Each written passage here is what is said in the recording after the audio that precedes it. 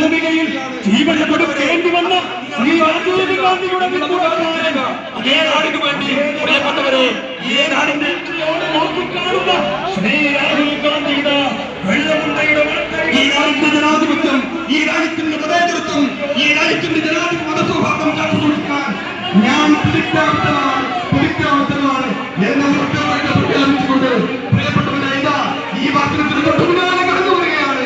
രാജ്യത്തിന്റെ ജനാധിപത്യം സംരക്ഷിക്കാൻ, രാജ്യത്തിന്റെ മതസൗഹാർദ്ദം സംരക്ഷിക്കാൻ 4000 കിലോമീറ്ററോളം നടന്ന ആ മഹാനായ മനുഷ്യന്റെ പ്രിയപ്പെട്ടവരെ നമ്മുടെ പിന്തുണയെ അഭ്യർത്ഥിച്ചുകൊണ്ട് ഈ വാഹനത്തിന് പിന്നാലെ കടന്നു വരുന്നു.